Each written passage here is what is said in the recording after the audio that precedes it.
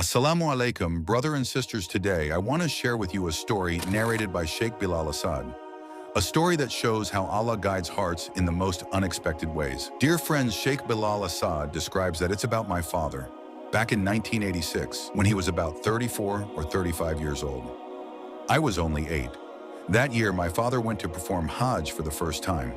His knowledge of Islam wasn't deep yet, but alhamdulillah, he had recently started keeping good company and learning about the deen. In those days, Hajj wasn't organized like it is now.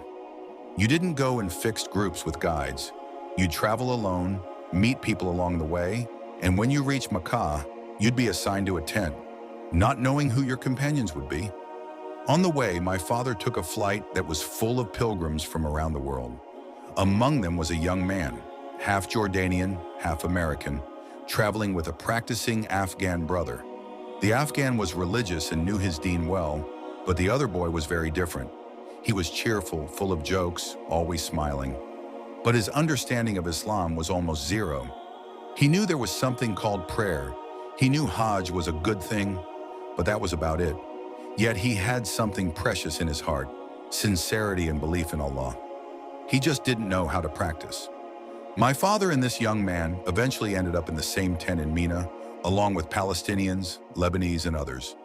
Everyone loved his humor.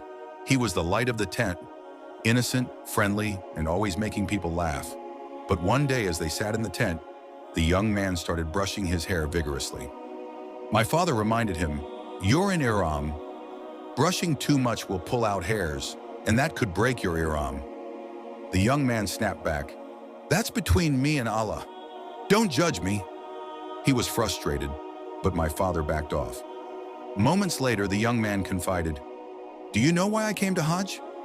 I came to ask Allah for $2 million to open a nightclub." Everyone in the tent laughed, but my father stayed silent. The young man continued, "It will be a nightclub where people dance and sing, but I'll make a special room with Quranic verses and hadiths on the walls. Maybe while they're resting, they'll read them and be guided. I want to do it for the sake of Allah." You and I might hear this and think, what kind of idea is that? But he didn't know better. This was his way of doing good. My father took him aside and said gently, "Habibi, your intention is beautiful. You want to guide people. But maybe there are better ways to do it. Why not ask Allah for something that helps people without leading them to sin?" From that day, the young man opened his heart to my father. They walked together, talked about Allah, and my father taught him basics of Islam. Slowly, this young man started changing. Then came the day of Arafah. Millions of people crowded the plains and the mountain. My father told him, "You can make dua from anywhere here. Allah will hear you." But the young man insisted, "No, I want to climb to that white pillar at the top. My dua will be closer to Allah there." When they reached the top, the young man told my father to make dua first while he guarded him. Then they switched. My father expected him to finish in a few minutes, but he stayed there for an hour, pouring his heart out to Allah. When he finally stood up, he said something that made my father laugh. "Poor Allah, I asked him for too much today. I don't know how he's going to answer everyone." Of course, the words weren't right, but the sincerity was real. My father hugged him and said, "Allah's kingdom never runs out. Whatever you ask, He can give." The next day, they went for Tawaf al-Ifada. On his way to perform Sa'i between Safa and Marwa, the young man noticed a small ditch in the path where elderly pilgrims were tripping. Without hesitation, he stood there helping every person who passed, lifting the elderly, guiding the blind, protecting them from falling. He stayed until Maghrib. When the Adhan was called, he prayed right there.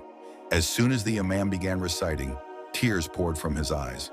He couldn't stop shaking and crying, repeating over and over, "I love you, Allah. I love you. I love you so much." He returned to the tent a different man. The nightclub dream had disappeared. In its place was a desire to pray, help others, and live for Allah. My father never saw him again. If he's alive today, he would be in his 70s. May Allah keep him steadfast. From this story, Sheikh Bilal Assad highlights 5 keys to guidance: remembrance of Allah, Quran, and sincere dua; pure conviction, belief that Allah alone answers prayers; avoiding sins; in doing good deeds, even small ones, helping others with sincerity, good company, surrounding yourself with those who remind you of Allah. Guidance is not about where you begin. It's about the sincerity of your heart and the mercy of Allah, who can take a man who dreamed of a nightclub and turn him into a servant who cries out, "I love you, Allah. I made a big mistake. I was not aware of it. Please forgive me, my dear Allah."